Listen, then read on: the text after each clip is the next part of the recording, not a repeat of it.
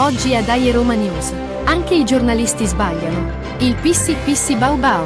Parliamo di Vendetta. Mourinho ha lasciato il Football Board. Iniqua giustizia UEFA. Inizia Dai Roma News. Buongiorno. Inizio ricordandoti di mettere un mi piace e poi non mancare di iscriverti al nostro canale. Dai Roma News è pubblicata ogni martedì. Ecco le nostre notizie sulla Roma. Come sempre iniziamo con il commento. Quoque tu, Roma, figlia mea. È vero che nella nostra società esiste la libertà di pensiero e di parola, ma quando le opinioni travalicano il buon senso, si deve intervenire per spiegare certi atteggiamenti e l'uso delle parole di giornalisti ed opinionisti. Il giornalista, Sandro Sabatini, ha dichiarato: l'aggressione a Taylor è di una gravità inaudita. Quando un giornalista utilizza dei termini quali aggressione, deve imparare a comprendere il significato delle sue parole. L'enciclopedia Treccani, per il termine aggressione, riporta azione violenta di una o più persone nei confronti di altre persone, che può racchiudere gli elementi costitutivi di diverse figure di reato, a seconda del modo e dei mezzi con cui viene esercitata, dell'evento verificatosi o del fine cui è diretta. Omicidio, lesioni personali, percosse, violenza privata, rapina, minacce, eccetera.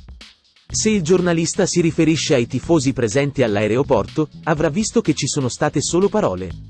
Certamente sgradevoli, ma solo parole. Stessa cosa verificatasi per Mourinho all'interno dello stadio. Anche qui solo parole. Anche qui sgradevoli ma solo parole. Allora signor Sabatini, ci sono stati omicidi? Lesioni personali? Percosse? Violenza privata? Rapina? Minacce? O solo parole fuori luogo? E quindi, quoque tu, Sabatini, fili mi?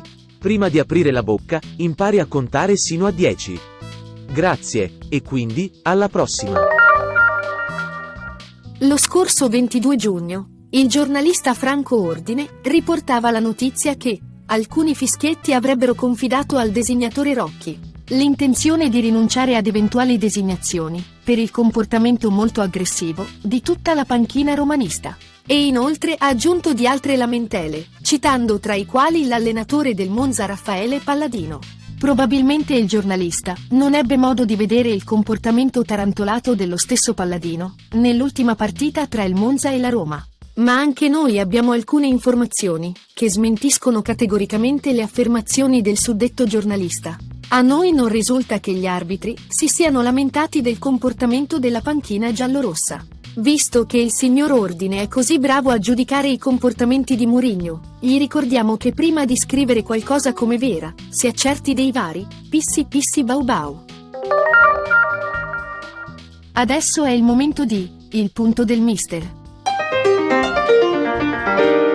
Il secondo acquisto della Roma si chiama Evan Dicca. È un difensore centrale che può giocare anche come esterno sinistro o braccetto sinistro dei tre centrali difensivi. Era inseguito dal Milan, ma lo abbiamo preso noi con un contratto fino al 2028 e da parametro zero. Ritengo sia un buon elemento, fisicamente dotato, altezza 1,92 m, con una buona tecnica, un buon dribbling e delle ottime qualità come intercettatore di palloni. Dal disegno di mercato della Roma, dovrebbe arrivare al posto di Ibanez, destinato a finire in Premier League. È giovane, appena 22 anni, con delle buone possibilità di crescita. Sono sicuro che sotto la guida del nostro allenatore saprà crescere e migliorare sotto l'aspetto tattico. Indosserà la maglia numero 5, che per i più stagionati tifosi della Roma sappiamo cosa vuol dire. Ma non è più tempo di pensare a certe cose, la Roma che conta è quella di adesso. Insomma, un giudizio positivo su questo acquisto. Bravo Pinto e avanti così!